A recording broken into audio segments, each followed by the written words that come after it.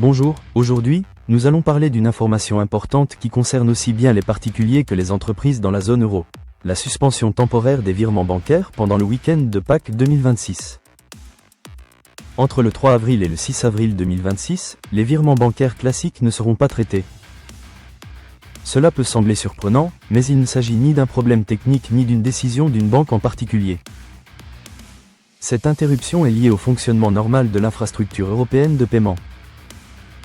Pour comprendre, il faut savoir que la majorité des virements en euros passent par un système interbancaire centralisé appelé Target 2, géré par la Banque Centrale Européenne. Ce système permet aux banques de la zone euro d'échanger des fonds entre elles chaque jour. Cependant, comme chaque année pendant les jours fériés de Pâques, ce système sera complètement arrêté. Résultat, aucun virement SEPA classique entre deux banques différentes ne pourra être traité durant cette période. Les virements que vous effectuez resteront enregistrés, mais ils ne seront exécutés qu'à la réouverture du système, à partir du mardi 7 avril au matin. Mais attention, dans la pratique, l'interruption commence un peu plus tôt. Si vous effectuez un virement après 16h30 le jeudi 2 avril, il y a de fortes chances qu'il ne soit pas traité avant la réouverture du système. Cela signifie que, concrètement, les flux interbancaires peuvent être ralentis pendant presque 5 jours. Alors, qui est concerné ? En réalité, tous les clients bancaires de la zone euro peuvent être impactés, mais tous les types de transactions ne sont pas bloqués.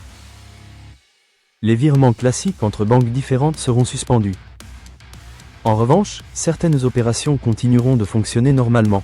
Les virements internes au sein de la même banque, les virements instantanés, disponibles 24 heures sur 24 et 7 jours sur 7, les paiements par carte bancaire, les prélèvements automatiques et les retraits d'espèces.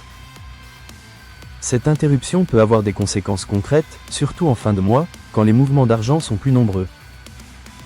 Par exemple, un salaire ou un paiement peut arriver en retard, un remboursement peut être décalé, un compte peut passer temporairement à découvert si un virement attendu n'arrive pas à temps. Pour les entrepreneurs, les freelances ou les petites entreprises, l'impact peut être encore plus important, notamment lorsque la trésorerie est plus limitée. Les entreprises qui paient les salaires en début de mois doivent être particulièrement attentives. Si un paiement est prévu entre le 3 et le 6 avril, il pourrait n'être reçu par les employés qu'à partir du 7 avril.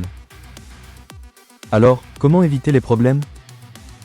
La première règle est simple, anticiper. Si vous devez effectuer un virement important, il est fortement conseillé de le programmer avant le jeudi 2 avril à 16h30. Pensez également à vérifier les paiements attendus sur votre compte et assurez-vous d'avoir suffisamment de fonds disponibles pendant ce long week-end.